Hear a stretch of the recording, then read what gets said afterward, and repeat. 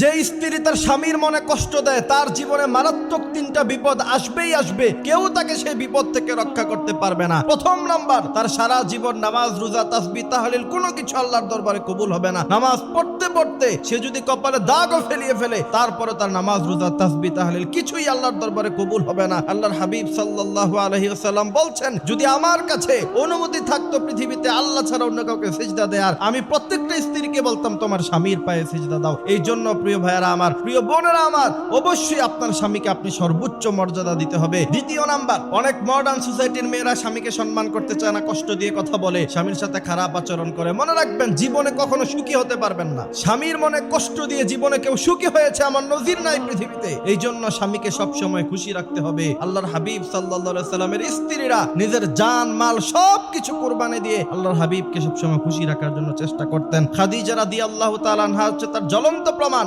অনেক মডার্ন সোসাইটির মেয়েরা, অনেক ধনী পরিবারের মেয়েরা যদি কোনোভাবে তার স্বামী একটু গরিব হয়, কুচ্ছিত হয়, কালো হয়, তাকে আর গ্রহণ করতে চায় না। খাদিজা রাদিয়াল্লাহু তাআলা আনহার মতো গোটা মক্কা নগরীর সবচাইতে ধনী ব্যবসায়ী, তিনি যখন আল্লাহর হাবিবকে বিয়ে করেছেন, আল্লাহর হাবিব তখন অনেক কোটি কোটি টাকার সম্পদের মালিক ছিলেন, বিষয়টা এমন নয়। কিন্তু তিনি তিনার স্বামীর জন্য, তিনি সবচাইতে বড় বিজনেস ম্যাগনেট, সম্পদের অভাব নাই, কিন্তু স্বামীকে কত বেশি ভালোবাসতেন। তিনি নিজে পায়ে হেঁটে হেরা গোয়ায় খাবার নিয়ে যেতেন, আবার সেখান থেকে নেমে আসতেন। প্রতিদিন তিনি তিনার স্বামীর জন্য কষ্ট করতেন। এই জন্য যেসব স্ত্রীরা স্বামীকে কষ্ট দেয়, মারাত্মক যে বিপদের মধ্যে পড়বেন, সাংসারিক ভাবে কখনো সুখী হতে পারবেন না। তৃতীয় নাম্বার, যে বিপদের মধ্যে আপনি পড়বেন, সেটা হচ্ছে আপনি যদি আপনার স্বামীকে কষ্ট দেন, আপনার সন্তানের সামনে যদি আপনি আপনার স্বামীর সাথে বাজে ব্যবহার করেন, মনে রাখবেন আপনার সন্তানেরাও বড় হয়ে আপনার সাথে খারাপ আচরণ করবে। একই কথা স্বামীদের জন্য। কোন স্বামী যদি তার সন্তানদের সামনে স্ত্রীর সাথে খুব বাজে ব্যবহার করে, খারাপ ব্যবহার করে, আপনার সন্তানেরা বড় হয়ে আপনাকে